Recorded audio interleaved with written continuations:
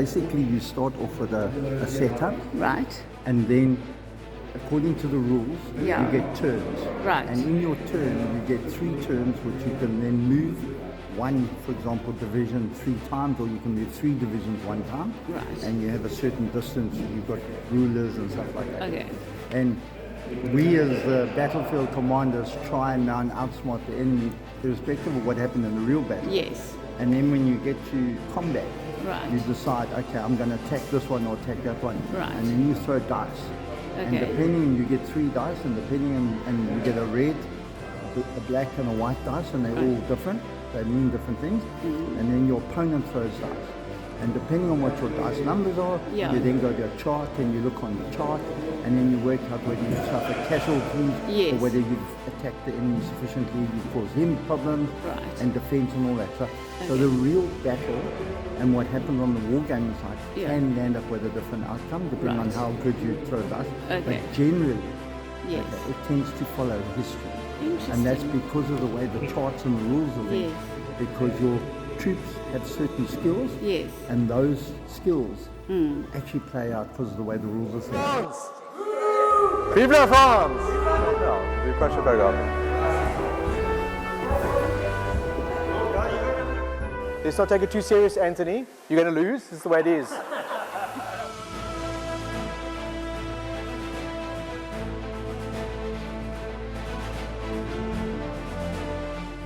It's a playing piece. We mount 4 soldiers together on one piece, and these represent 100 men each.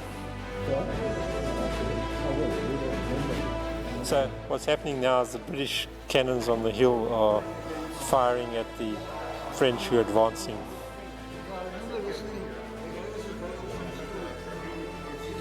So this is for the cannon. This is generally used for the cannons and the range, Right. and whether they're effective or not. Okay. Because the further you go away, the less effective they are.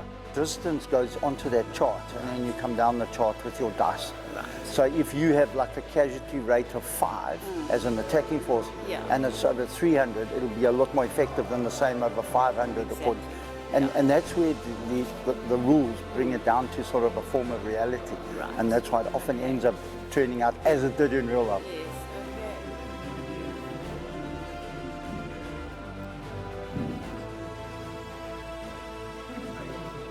From a total idiot, I'm seeing that the French are doing really well, and they're a little bit more aggressive. Well, I can see our extreme long-range aim is surprisingly good. Well, that's good. The force of the rounds hitting the other side, not so much. Right. As the umpire experiencing the French are taking a hammering. The French are taking a hammering. So that they're forfeiting their artillery advantage to the British. Okay. And for that reason, the French are being reversed. They're starting to hesitate. The fire is starting to have an effect. We didn't use your artillery. That's the rumour that's going around. Artillery's coming up now. Grand battery's been formed there. The British used their cannons in this game from the beginning. The French outgunned them. They had more cannons, but they didn't use them.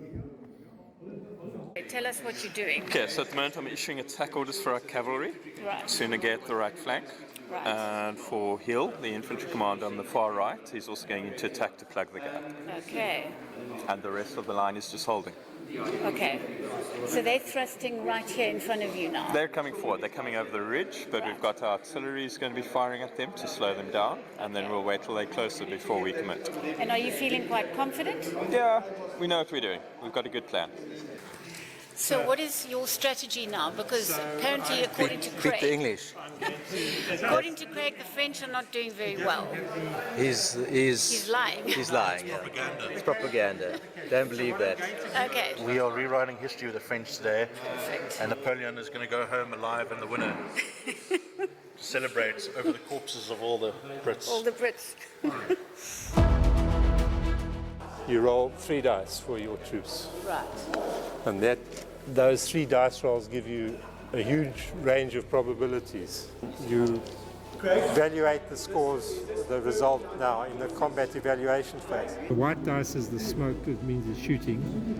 red is the blood, how many get hit, and the green or blue is the reaction you have to the fire you're receiving. And if you shoot with once, you count the white dice. If you shoot with 2 smoke, then you use the white and red. If you shoot with 3, you use all 3 scores on your dice. Okay. That they're going to fire, Right. and he's going to have 3 turns. Okay. Now, so if you only had 1 smoke there, means you can only roll the dice once. Right. 2, he rolls twice. 3, he rolls 3 lots of dice. Okay. And depending on what position I'm in, depends on how many dice I can use and what effect my dice will have. Right. Okay. 6 elements, and they got 11 on it, so it's less than 2, and it's 1, so they halt to retire.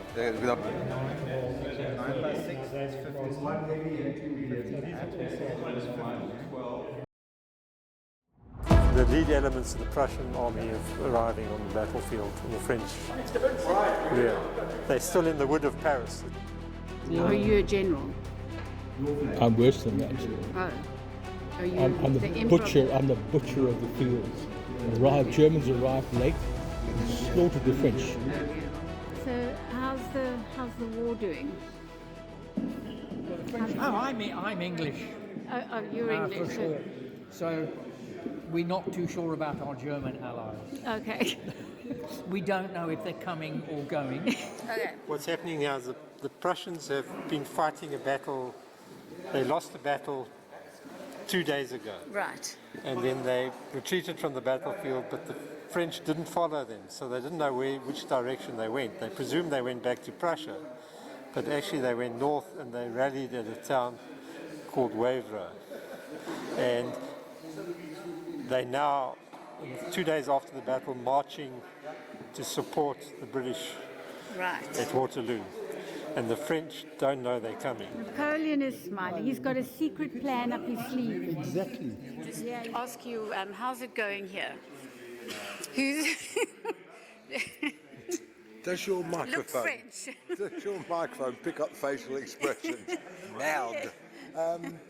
It's a slow advance, and the action will kick in another couple of moves. But at the moment, all the British have got to do is stand and fire, and all we've got to do is take fire Yeah. and keep moving. But you've got a strategy. Yeah. Straight frontal and Yes. hold off the Prussians on the right. Right. Okay. And the Prussians are arriving as we speak. Yeah. That's fine. We've got lots of artillery to welcome them Good. when they arrive. Lovely. And we've moved over half the guard. So we'll hold that flank. But it's in the centre, we'll break them. Or not. Okay. We've got to get men on those guns. But do you know how many Prussians are coming? No clue. Because you see, the problem on the day was we sent a French diversionary force to keep them busy. And no runners came through and told us that they were unsuccessful. And that was Napoleon's problem. Apart from the few bugger-ups here, he got outwitted by them because the diversionary tactic didn't work. Okay. So instead of taking on one army and then another army the next day, he ended up taking 2 armies on the same day, and that was his downfall, essentially. Excuse me. What are the French trying to do now? I have no idea. They're trying to untangle their mess. I think the infantry is still coming forward. The guns are going to be massing to counter battery ours, which is fine. And apart from that, from where I am, I can't actually see the cavalry because it's behind the yellow line. Right. So I've got an artificial ability to be able to see, but they're in dead ground, so I don't know they're there at this point. French cavalry's come around on the right-hand side, but we've negated it, so we'll see how it goes.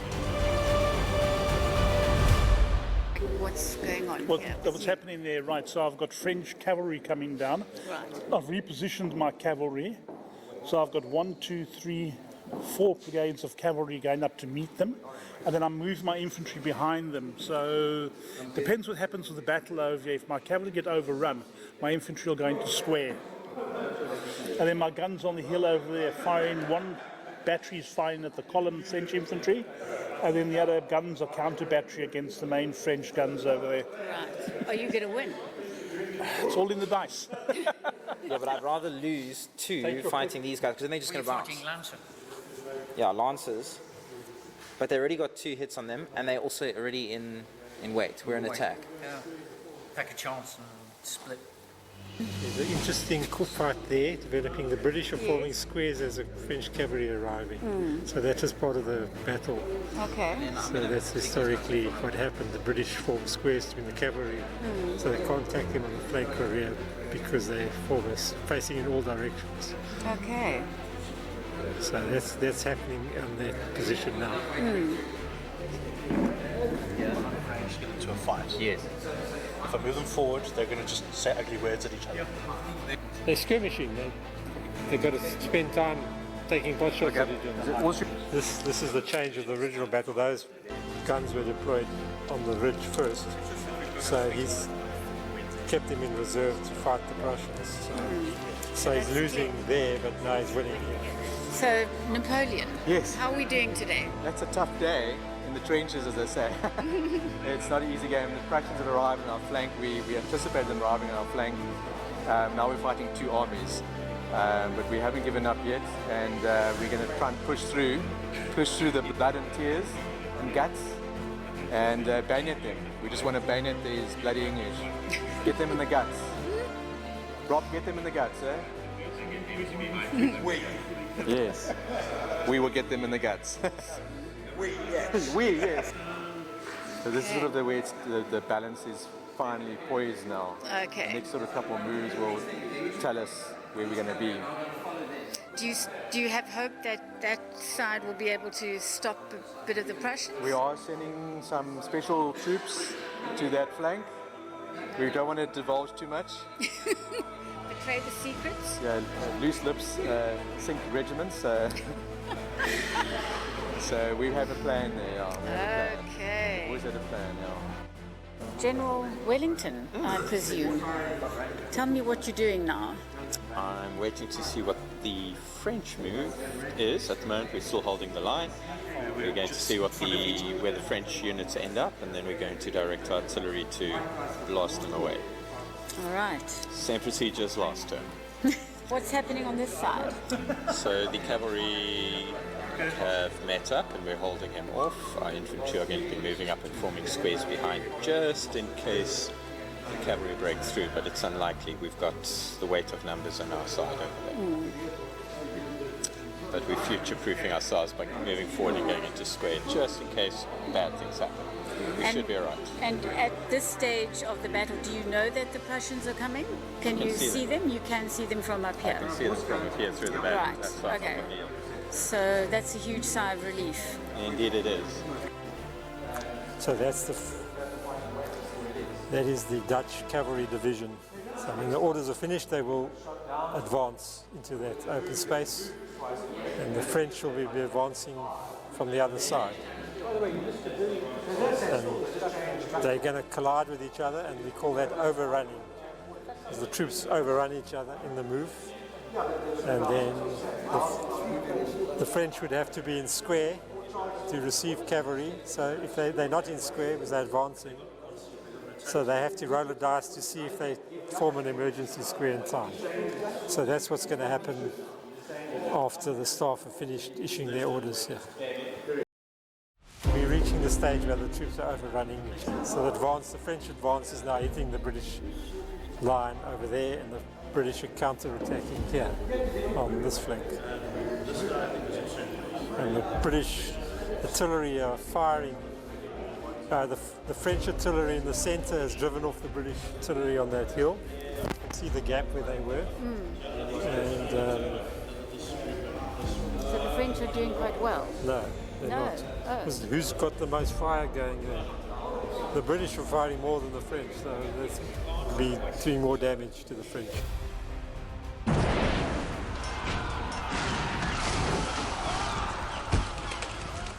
Supported by light cavalry on the British side, 2 units versus 4, and they fought each other to a standstill, so they're both looking at each other now. They've recoiled, so we wait and see what happens on the next move.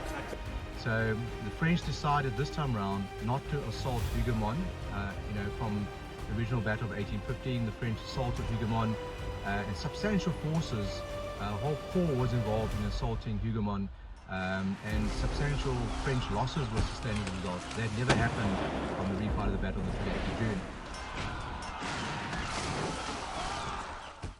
So again, the outcome is fairly historical in that the victory again is for the Dutch Anglo-English forces with the Prussians, because it's really difficult if you on the French side trying to win the battle with the Prussians arriving on your right flank and having to put forces there to assist with the right flank. So all in all, it was a really exciting day, and I think all the participants enjoyed themselves. So I wish to thank all the participants and competitors who joined, but it was an exciting day. The outcome was historical again, and the casualties were probably historical as well. There were some bloody fights with lots of French losses, some English losses, French cavalry doing a really good account of itself against the cavalry, but it was a really good event, and thanks to everyone for joining and coming to watch as well.